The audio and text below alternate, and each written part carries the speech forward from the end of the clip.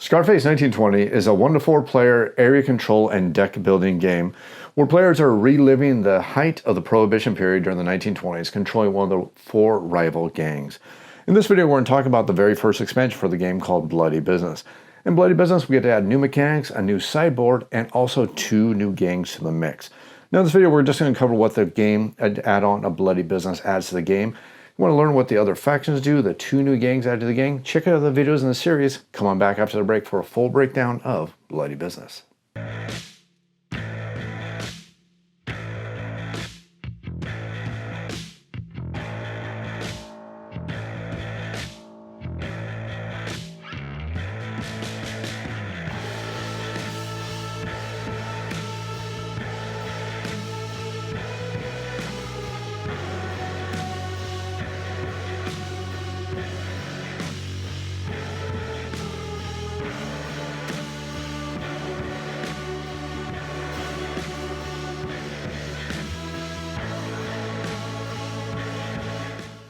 Hey everybody, welcome off the show Board Game Reviews. This is a YouTube channel dedicated to our wonderful tabletop gaming hobby. And in this video, we're going to look at the first big expansion for Scarface 1920.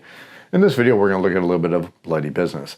Now, Bloody Business is an expansion that adds in a little bit of modular gameplay. Now, most of the expansions meant to go together.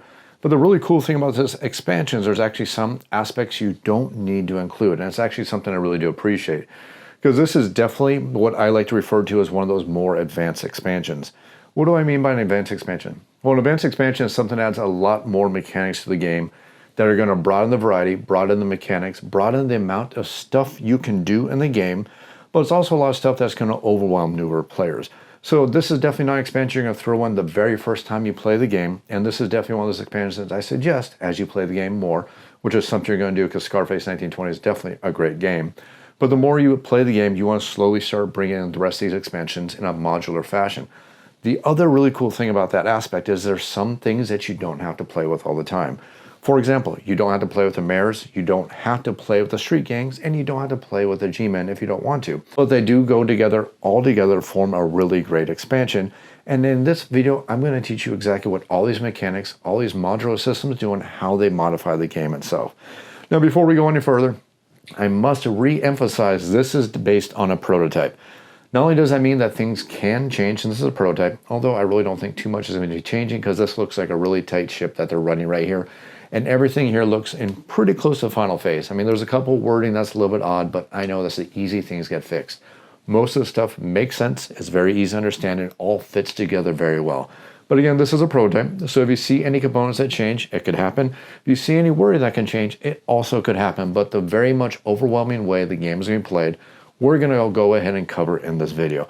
Now again, this video is going to focus on Bloody Business itself. It's not going to look at the 2 new gangs. If you want to learn about the 2 new gangs, check out the other videos in the series I just got done filming where we're going to talk about the Red Dragon Tongue and the Golden Oaks, where we go over all the mechanics and just how they change up the gameplay. But we're going to take this one step further on the cool meter, because also after this video, I'm going to film a video showing both of the 2 new gangs working to take over all of Chicago in Scarface 1920. Now, obviously, like all big expansions that come out for new games, there's going to be new cards. So I'm not going to cover that because it should be pretty self-explanatory that if there's new news cards, shuffle them in the deck. If there's new raid cards, shuffle in the deck. If there's new, yeah, you get the point. If there's new things that match what already exists, shuffle it into those decks because it doesn't matter. That's what they're supposed to happen. So let's go ahead and move past the obvious stuff. And let's start talking about the new mechanics that come in with Bloody Business. The first new thing that is going to come in with Bloody Business are going to be the new Doctor cards. Now, the Doctor cards are going to be right-hand associates that are going to go into every single gang. The 2 new gangs already come with these, but this expansion is going to come with 1 card for one of the every prior 4 gangs that come with the base gang. So you're going to have a new Doctor for the North Side, 1 for the 7 Gems, 1 for the Black Wolves, and then finally 1 for the Shago outfit. This is going to bring your right-hand men available up to 5 now, before it was 4. Now remember, in most of your games, you're only going to get access to 3 of these cards. So again, this is adding on more to the decisions that you need to make as you're playing the game. I love decisions in games. Any game that offers more decisions is always a bonus for me. The more I have to think about my actions and the more I have to think about the consequences of those actions, the happier I always am in a game. The last thing I want is a game that tells me how to play, because that's not a game I want to play. I want to learn, I want to evolve, and I want to enjoy all my decisions and, yep, the consequences that go with them. Now, the new big mechanic that comes with Bloody Business is going to be the Bloody Business sideboard that goes along right here. Now, it's going to look a little bit odd on the camera here because, I'll be blunt, the board is now 4 feet across. I measured it because my player group was going, wow, just how big is this board? And I said, don't know. Pull out a measuring tape. Yep, it's 4 feet across. So the cool thing is, since I'm having to refilm this video, yeah, you may not know about that little fun I had because I had a video hard drive completely die on me. It's always fun to film a video series twice, but hey, I'm actually enjoying it, so it's kind of cool in this aspect. But it is apparent now that they are actually going to release through, I think it's an add-on. I'm pretty sure it's an add-on. I have not been able to follow the campaign too well. I am a backer on it, and I'm at the backer level at the, I think it's like $70 or $80 where you get, no, it's actually 90 because you get the 2 gangs and you get the Bloody Business. I think I'm in at the $90 level. But the cool thing is that they're actually offering a new board. It looks like it's neoprene and actually shrinks everything down. I think it's about 10% smaller, and I think some of you are greatly going to appreciate it. I'm pretty fortunate I have a 6-foot table because I play tabletop miniatures games, and you got to have a table that big to play those kind of games. But for people who don't have that luxury, I know that's going to be very awesome. But just going to give you that warning right now, 4 feet across, 4 feet. You might want to look in a smaller game mat if that's a size restraint that you need to deal with. After we attach the new sideboard to the board, we need to make sure that we shuffle the brand new street gangs. This is a brand new mechanic that comes with the game. And we're going to place it right here on the section of the board for the street gangs that goes right there. Next thing we're going to do is we're going to shuffle up all the candidates. Now there's 6 candidates. There are 6 red, 6 blue, representing each of the parties, the Democrats and the Republicans. I'm just going to place these out just for simplicity, but you basically need to place out 1 red face up, 1 blue face up, and they're going to go over here in the candidate section of the board, and those are going to be the permanent candidates. You don't need the extra ones laid out there. I just did it to make it look extra nice and fancy. You're only supposed to have 1 blue and 1 red. I just wanted to see all the cards that are available in the game. Next thing you want to do is make sure that you have the vote tokens available. I highly suggest when you're learning to play the game, put the vote tokens next to the authority space, because going to the authority space is how you're going to get those vote tokens. If you put them off to the side somewhere, somebody's going to forget. And 2 turns in the game, somebody's going to go, did I tick my vote token? Everybody else around the table is going to go, I don't know, I was paying attention to my own turn. And then you're going to have those kind of situations. Put those vote tokens next to the authorities. That way you remember that whenever you send one of your thugs to the authorities, you get that vote token. It's really important. You're going to need it for end game scoring. Or don't get the vote tokens and lose points in the game. Okay, don't do that. You want those vote tokens. They're mandatory to get the extra victory points at the end of the game. Next thing you're going to do is you're going to place all the most wanted tokens face down, meaning the face portrait face down, and you're going to pick 6 of them, and you're going to place them over here in the most wanted section. The rest of them you're going to stack off either nicely or in a pile with all the images face up. That'll make sense when we get into that section, but just understand we want 6 face down, the rest of them go face up off to the side. Next up, we'll make sure that we have the bullet tokens with an easy reach of all our players. The bullet tokens are a new, interesting mechanic. It's going to affect how many cards you're playing in your plan every turn. The more you play, the less you get. The less you play, the more you get. It'll make sense when I explain that, but it's a pretty darn cool mechanic. Next thing we're going to do is we're going to take all the G-Men cards. We're going to shuffle all of them, and then we're going to put one of them face up in the pile. I'm going to be playing another video after this where I'm actually playing a sample gameplay between those 2 factions. So I'm going to be a little bit lazy. I'm just going to stack it like this. But in the real world, when you play the game, the rest of these cards, and yes, there are a lot of them, are going to be removed from the game. You're only going to have 1 G-Men card in effect ever when you're playing the game. Placing an effect up there is a permanent effect for your current game.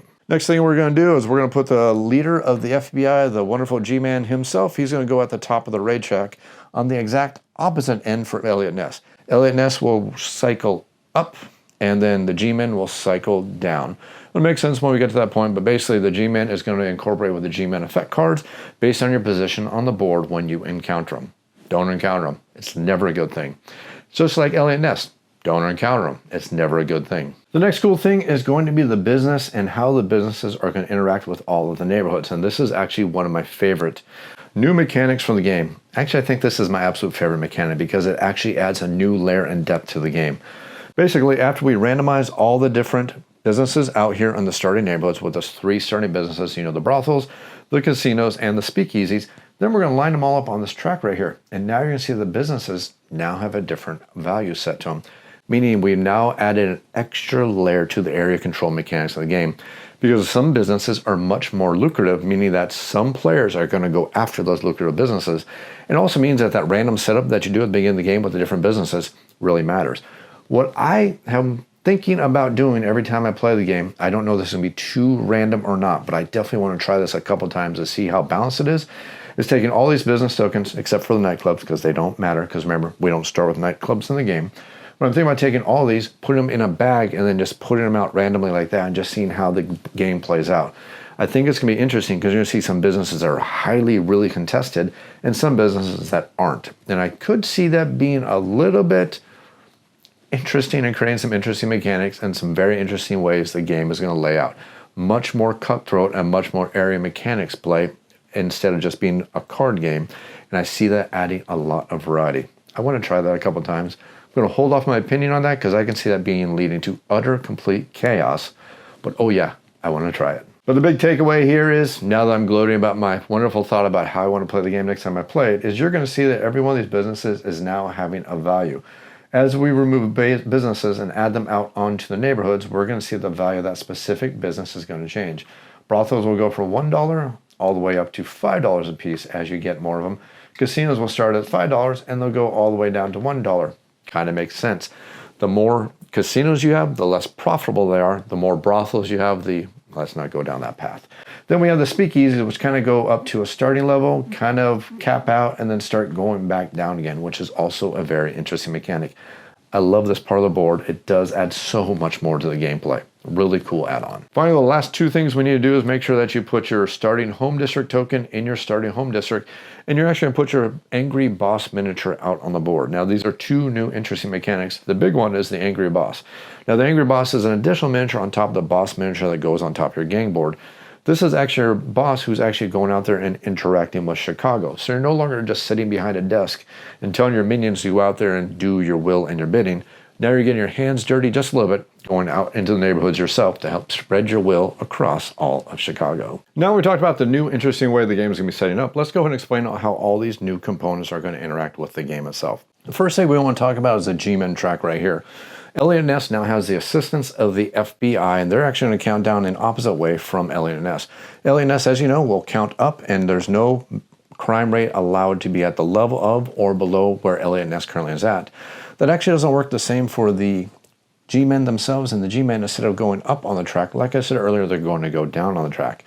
Interesting thing about that is you can actually share the same space with the G-Men, unlike Elliot Ness, and you can actually be in different spaces from where Elliot Ness is at. The cool thing here is the G-Men are going to affect you by how much past them you happen to be.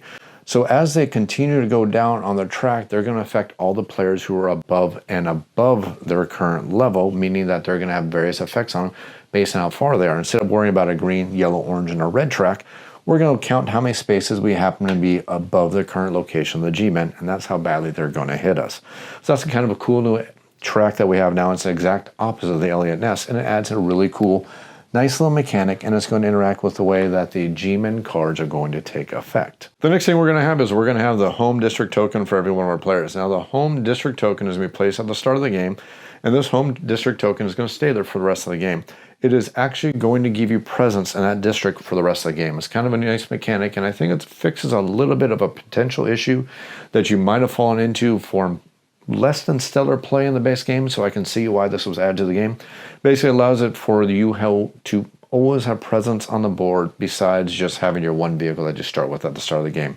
It's a little bit of an add-on, and I see why they did it there, and it's going to kind of add on. Just the important thing is, wherever that token is, that's your starting district, you always have presence at that location for the entire game. The next thing we have is, like I've already discussed, is going to be the Angry Boss miniature itself. Now, the Angry Boss miniature is going to be placed out on the board at the start of the game, and it's played as if it was another thug, but it has two special powers when it goes on the board. When the Angry Boss figure is used to carry out any order, the boss's muscle and their influence is automatically added to the muscle and influence for that specific order. The boss's muscle and influence is indicated on the road to the boss figure currently on the boss track of his game board, just like normal. So in the basic starting game, if we just have a basic boss, we could see that Charlie Gong at the start of the game has a muscle and an influence level currently of a level 1. So if he is interacting on a district that he currently occupies, he's going to have the muscle and the influence, whatever action he's taking on that location. That's basically what that does. It's a nice little ability to add on. It allows us to do some extra actions, but don't forget, now that your boss figure's on the board, he can take hits. Oh yeah, now we got to be careful. We'll talk about the hospital in just a little bit. But before I forget, anytime the boss is killed, he is not going to go to the slums because you're the boss. Why would you ever go to the slums? If you ever suffer a hit or a kill on your angry boss, it's going to go directly to the hospital. He can't be killed and sent to the slums. He cannot go to your safe house. He's either going to be in the hospital, or he's going to be out on the board, or he's going to be in your headquarters, based on how things go as you're playing the game. Next up, we're going to have the G-Men card. Now, the G-Men card are going to give a basic effect based on where you are in relation to the current level of the G-Men itself versus where your marker is. So in this example, we see that says for each level above Melvin Purvis, your crime track is currently at, you must discard one card from your hand and or deck. This is a permanent thing for the rest of the game. Anytime there's a G-Men effect that occurs, you need to suffer through that. In addition, you're going to see that there's an extra effect down here. It says when a police officer is moved into a district, all players must spend one alcohol or gun from each neighborhood they control in that district.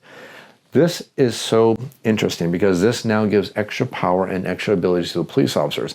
Now the police officers are a little bit more aggressive in their efforts to shut down their gangs. And this is an ability that the players can use versus the other players to help slow them down just a little bit. Because this extra effect is a permanent power for all the police officers in the game now.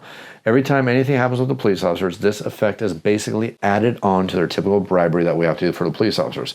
So now the police officers have 2 powers every time you play the game, as long as that extra effect is in play, if you're using the G-Men in your current game of Scarface 1920. So basically the way this is going to work out is anytime there's a raid, this effect occurs before the standard effect of the raid. This ability down here is a permanent power added to the police officers for the entire game. Yep, things just got a little more exciting, a little more interesting, and a lot more cutthroat. Now here's the fun part. Every time Elliot Ness advances on the crime track, heading 1 level up, the G-Men are going to advance 1 level down on the track. So Elliot Ness and the FBI are slowly moving in, creating their dragnet among all the crime lords. It's kind of a cool thematic effect if you really think about it that way. They're closing in on the crime lords. But you're going to see that every time Elliot Ness goes up, Melvin Purvis is going to move down on the track. And again, that's going to create a lot more pressure for all of our gangs in Chicago as they try to take over all of Chicago. Things are going to get a little bit rough for our gang lords. Oh, and the FBI is just a little bit more nasty versus all of our players because unlike Elliot Ness, who the track caps out at 11, when it comes to the G-Men, there is technically no cap when you need to suffer the effects. So if something manages to put you to, let's just use a random number of possibly level 14 on the track, you're going to move your token to the 11 space on the track, but you're going to count the amount of effects as if you made it to level 14.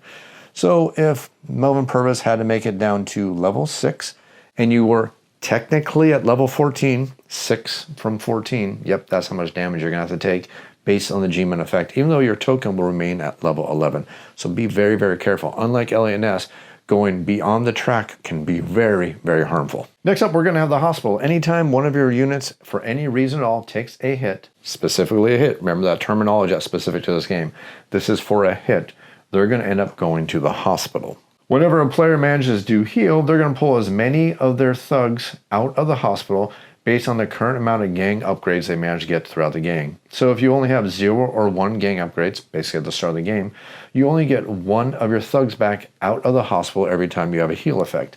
If you get all the way up to 8+ skills on your gang board, then we're going to see that we can get up to 4 thugs back out of the hospital. And yes, that does include your crime lord, because remember, when they take hits, they do go to the hospital. So the interesting thing about this is you're going to see that instead of when you take hits, you're going to go to your safe house. We no longer go to our safe house when we take hits. We now go directly to the hospital. Now, there's a couple different ways we can also heal. We can heal by spending one of our right-hand men cards for the doctor. It allows us to use the heal ability.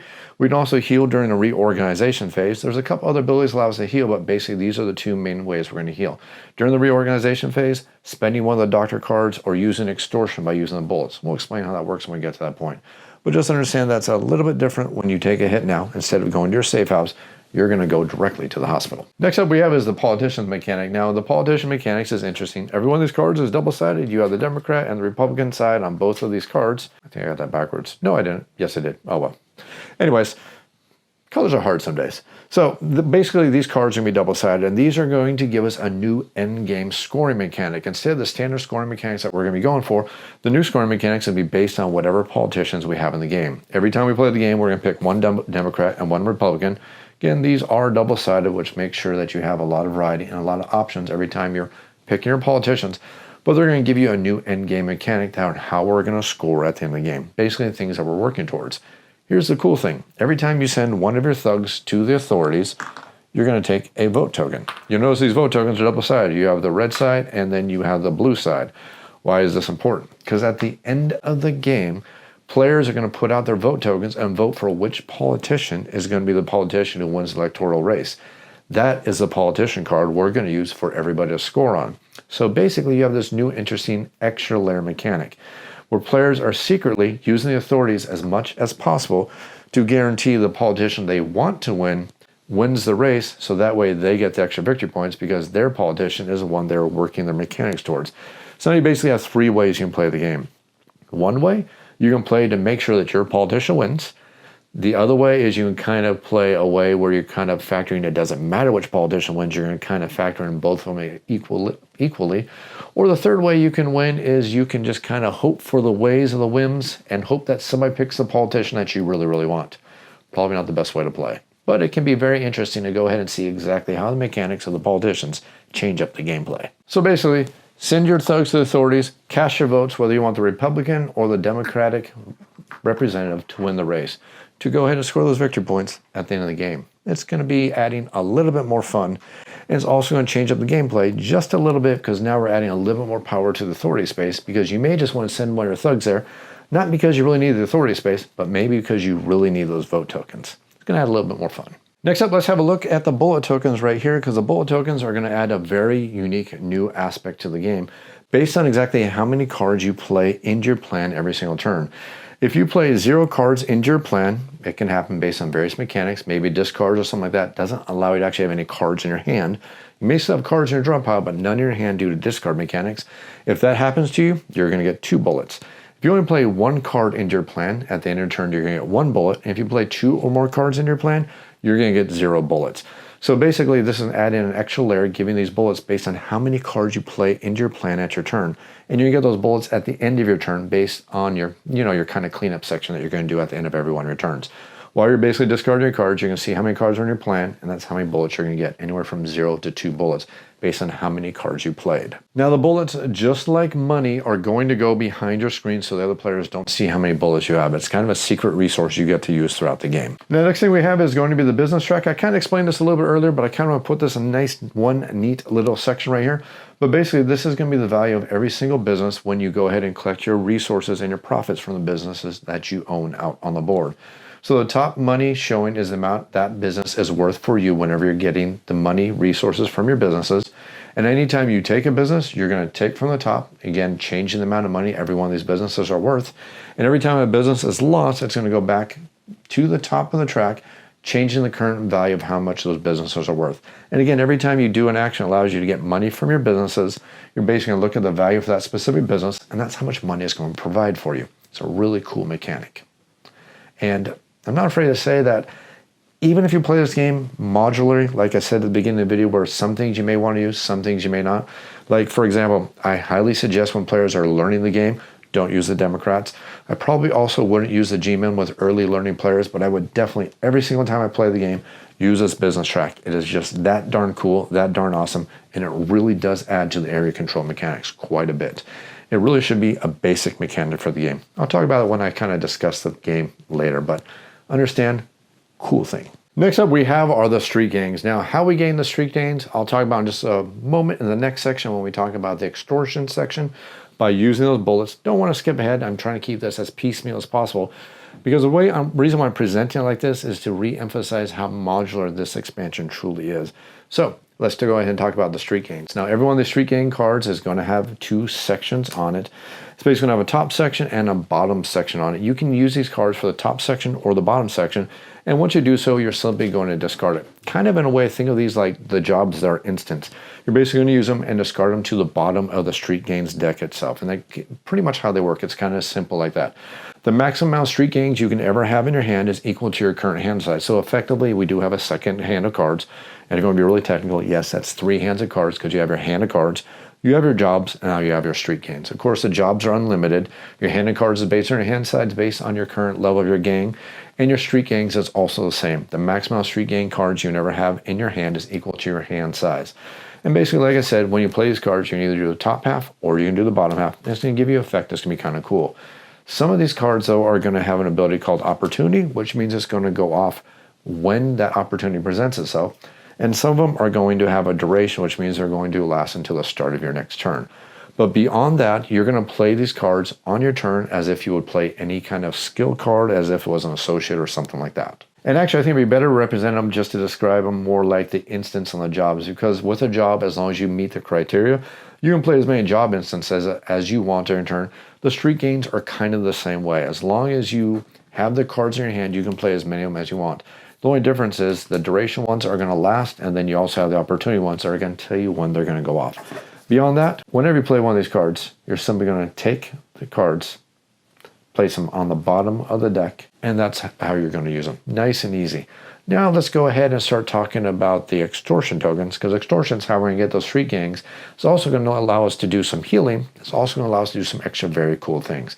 Remember, extortion is based on the bullets, and we gain those bullets by playing less cards on our turn. Again, that's another reason in the game to play less cards. Remember, if we play lots of cards, our crime rate goes up. Well, now if we play less cards, we get bullets that allow us to do extra things. Also, it can help you really greatly if you ever have a turn where you have no cards to play. You're going to get some bullets. It's kind of cool. So these extortion tokens right here are basically going to be discarded to take actions as if we would do just like a street gang, just like an instant job, or just like anything we do with any of our skills or anything we're playing. Just like everything else in the game, though, no action can interrupt another action. So if I want to do an extortion, spend some bullets, I complete that action. Then I can use possible skills on a card, complete that action. Then I can possibly use my Boss Lord's ability based on whatever skills I have if I play his card, and again, finish that section, possibly playing jobs. So yes, you're seeing we're getting lots of opportunities to do lots of potential things on our turn. Again, that's potential. That's the important thing about this game. To play this game well is to use your potential, not to throw everything out on the table. It's one of the hallmarks of something I enjoy so much about Scarface 1920. But there's quite a few things that you can choose to do with your bullets. And again, the amount of bullets you have is secret. It's kept behind your shield with your money. Let's go and cover some of the things we can do with the bullets.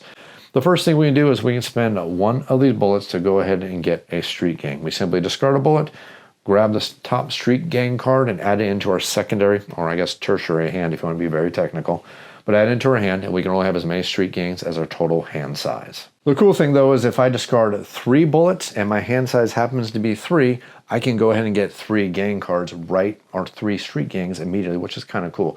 Unlike when you get dealers where the total amount of influence you have is how many cards you're going to draw and you're only going to keep one. In this case, the total amount of bullets you're going to discard is the total amount of street gangs you're going to draw and keep. The next thing we can do with the bullets is we can discard bullets to start discarding businesses. Basically, it's kind of a raid. You're sending in your guys to go ahead and shoot things up. Yeah, this game is super thematic. So you're sending your guys to go ahead and shut down your opponent's businesses. They basically go in there, and you're going to discard businesses based on the total amount of bullets that you discard. It's not the only thing you can do with the bullets, though. You can, instead of destroying a business and sending it back onto its respective track, instead of doing that, you can actually exchange the businesses. The only trick here is when you're destroying businesses or exchanging businesses, you can never do that with nightclubs. Nightclubs, well, I guess they're just too classy to be shot up. But I guess nightclubs are just much more controlled, and they are very hard to get, so I can understand why you can do this. So you can never take a nightclub down, and you can never exchange one business for a nightclub. Nightclubs can only be gained one way. That's basically from having the upgrade on your skill board or by taking over a nightclub from an opposing player. But beyond that, spending bullets allows you to get rid of businesses and or replace them with some of the other basic businesses, the speakeasy, the casino, and the brothels. Again, those nightclubs are protected, cannot be affected by the extortion from the bullets. Next thing we can do with the bullets is going to coincide with jobs. And this is something I really like about the bullets, because I've had games before where I've not been able to get all the jobs into play that I wanted to just because I couldn't meet the requirements. Now, there's one boss who can ignore requirements. That's one of the cool powers of that boss.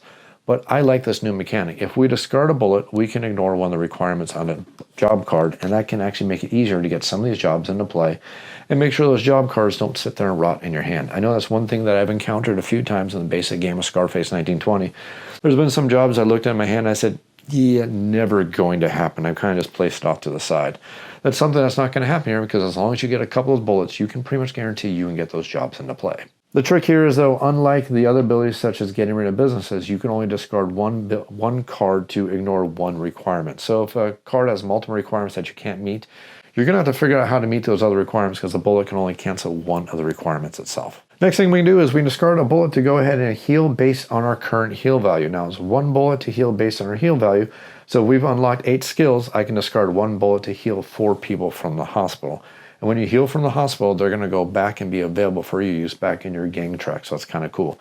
So nice ability to heal just by spending a bullet and go ahead and accessing this and healing some of your units and removing them from the hospital. The cool thing though is that whenever you heal one of your thugs from the hospital, they can either go back to your headquarters or they can actually go to your home district, guaranteeing that you can always somewhat, some way, somehow keep hold of your basic starting districts, again adding more to the area control aspects of the game itself. Now remember when I said at the beginning of the video that this expansion adds much more to the area control mechanics of the game? Now we're going to come to the final use for the bullets and the extortion aspects that we can use. Because what we can do is we can spend bullets for extortion. And the way this is going to work is in every district where you have more thugs than anybody else, and you have to have at least one thug, by the way, but in every district you have more thugs than anybody else, you can perform extortion. It's one bullet per district that you want to do so, and the total amount of districts that you perform extortion in is going to give you a sliding scale of money. If you have one district that you perform extortion in and you discard one bullet, it's going to give you $2. If you played extremely well, played better than every player, and you have more thugs in every single district on the board, all 7 of them, and you discard 7 bullets, you're going to get $100. Again, that's going to add much, much more to the area control mechanics of the game. It's a nice sliding scale. 1 district is $2, 2 districts is $6, 3 districts is $12, 4 districts is $21. Gravity is really hard some days. 5 districts is going to be $36. If you get 6 districts, it's going to be $61. And again, if you get all 7 districts, discard 7 bullets, it's going to be $100.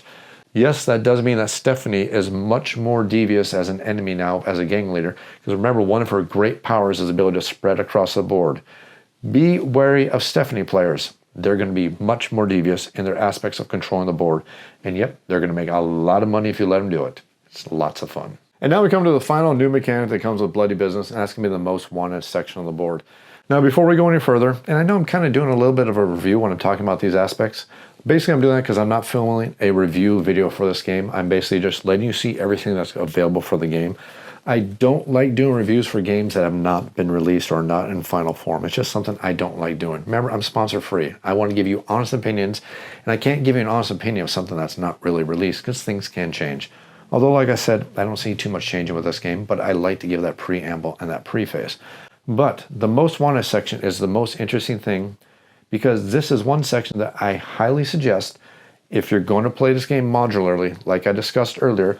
If you're going to use most wanted, you're going to use it with the area control.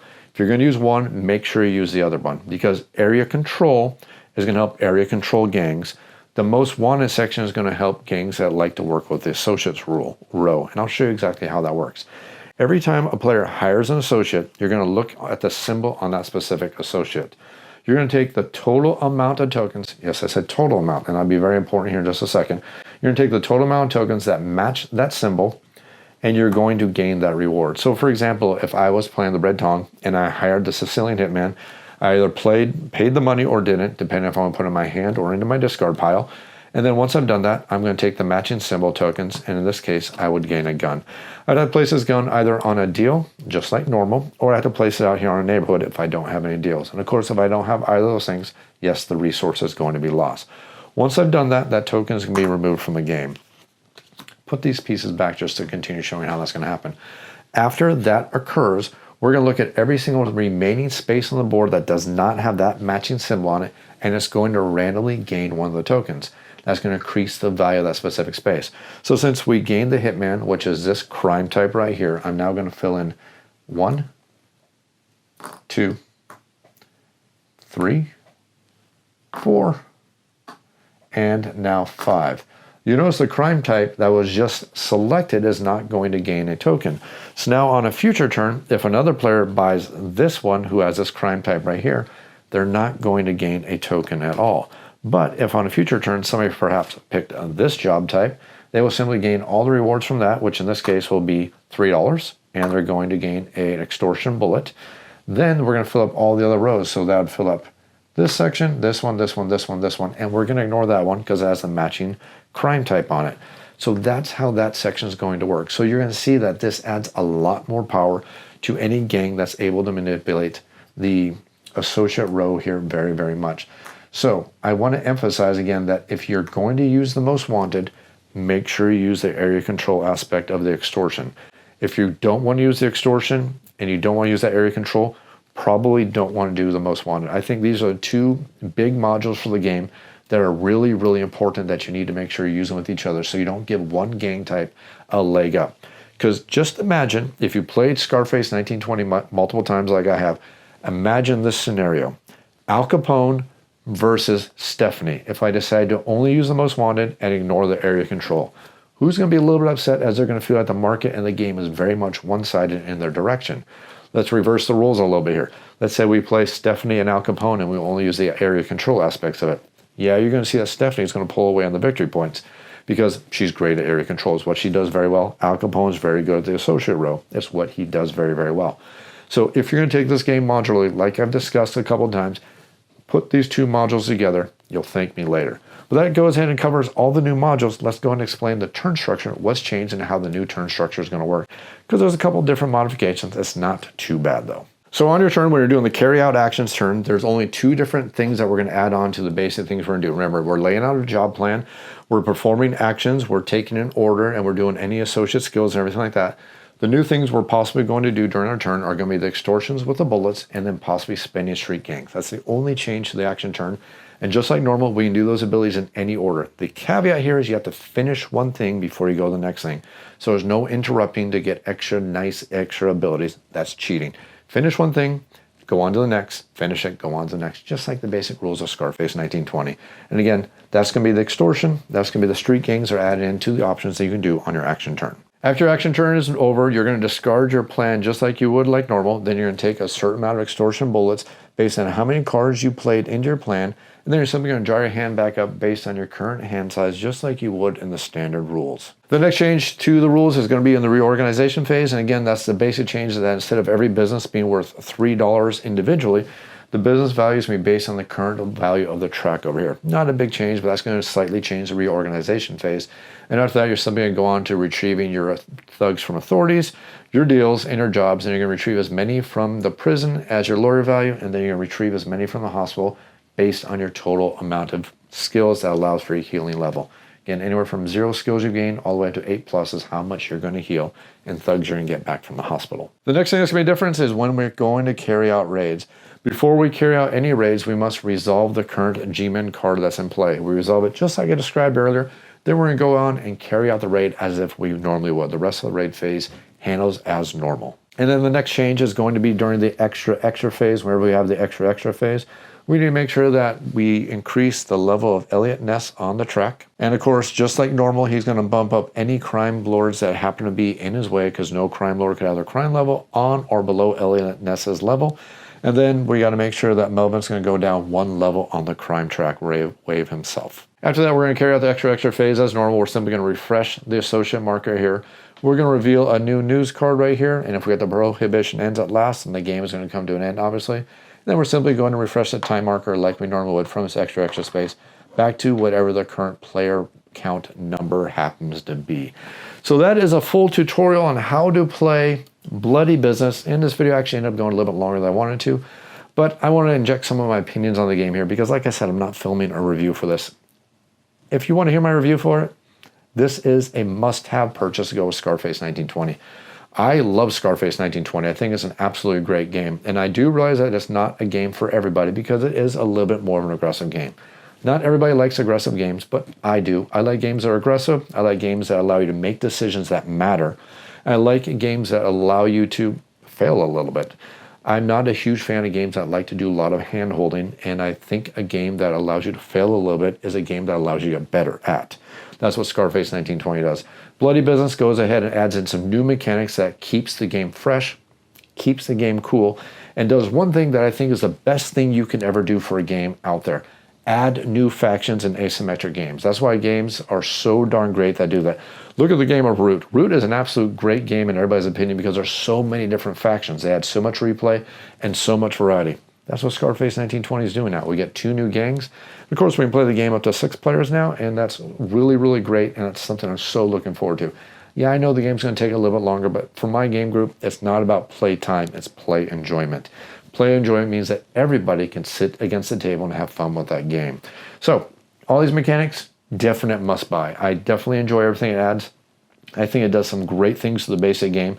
It also adds in some new mechanics that kind of shore up a couple things that Scarface 1920 could create a little bit of frustration occasionally depending on how you played. I know that when you first start playing Scarface 1920, there's a couple mistakes that you can make that can be a little frustrating. I feel that some of these mechanics are going to help counter that just a little bit, which is going to help some of the newer players. But again, I want to emphasize that we don't want to throw in the whole kitchen sink every time we introduce this game to new players.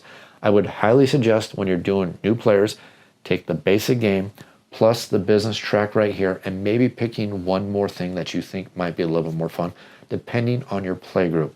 Street gangs, if you want a little bit more aggression, the area control and the new most wanted section for players who want a little bit more variety, a ability to have the different mayors for people who want to have different end games conditions, and I actually will highly suggest don't do that for new learning players because it's just going to confuse the heck out of them. Keep the basic learning rules from the basic end game story. This is probably one of the last things I would ever add to the game when I'm teaching players who will play the game a couple times. This is one of the last mechanics I would ever add. And the G-Men effect, it's kind of cool. Take it or leave it. Depends on how you feel with your play group.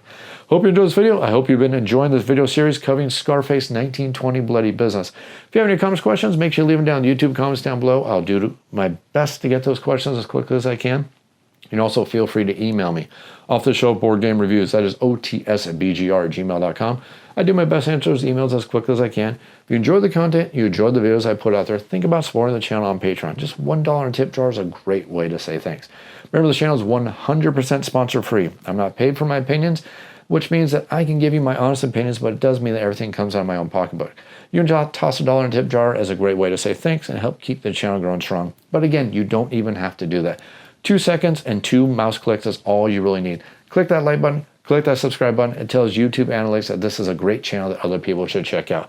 Hope you enjoyed this video. Check out the other videos in the series covering a quick overview, the other 2 gangs, an actual gameplay between the 2 new games, and all the other videos on Scarface 1920. Thanks for watching.